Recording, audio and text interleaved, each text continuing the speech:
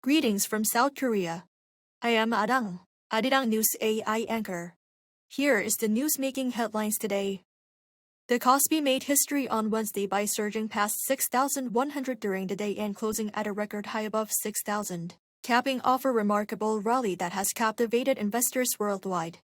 The benchmark index climbed to close at 6,083, driven by robust gains in key sectors amid global optimism in the technology and automotive industries. KOSPI 6,000 comes just over a month after it first crossed 5,000 on January 22, marking the fastest 1,000-point gain in its history. The index has soared more than 44% year-to-date, outpacing all major global markets and claiming the world's top return rate. While some domestic and international securities firms have raised year-end targets to as high as over 8,000, short-term volatility triggered by concerns over a tech bubble or external disruptions beyond the Korean market could still challenge the KOSPI's ongoing rally. President Lee Jae-myung has again stressed the need to encourage foreign visitors to travel to regions beyond the capital Seoul. He made the remarks while chairing a government-wide meeting on tourism policy at the Blue House on Wednesday. He called for developing region-specific travel programs and making infrastructure, such as regional airports and immigration systems, more visitor-friendly. The government aims to attract 30 million inbound tourists annually. The figure recorded a record high of nearly 19 million last year. South Korea's birth rate grew at the fastest pace in 15 years in 2025, with the number of babies born tallied at 254,500. That's according to a government report released on Wednesday, which said the figure rose 6.8% from 2024, marking a birth rate increase for the second consecutive year.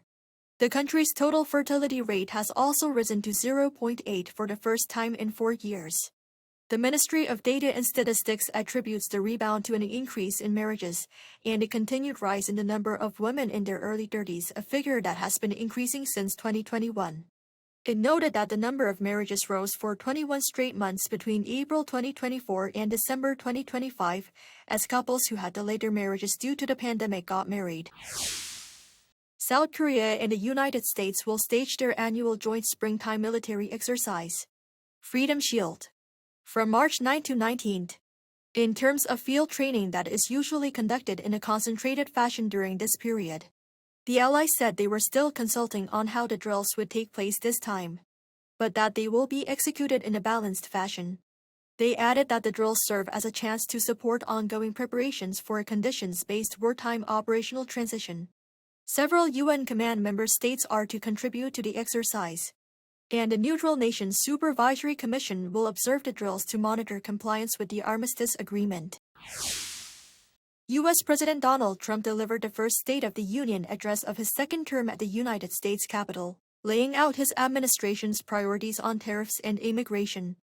Kicking off just after 9 p.m. Eastern Time on Tuesday, Trump opened his speech with a triumphant assessment of his first year back in the White House.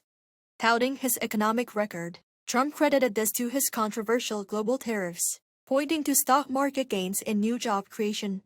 The president also highlighted his immigration crackdown, and also praised efforts to stop the flow of fentanyl into the U.S. and lower the murder rate.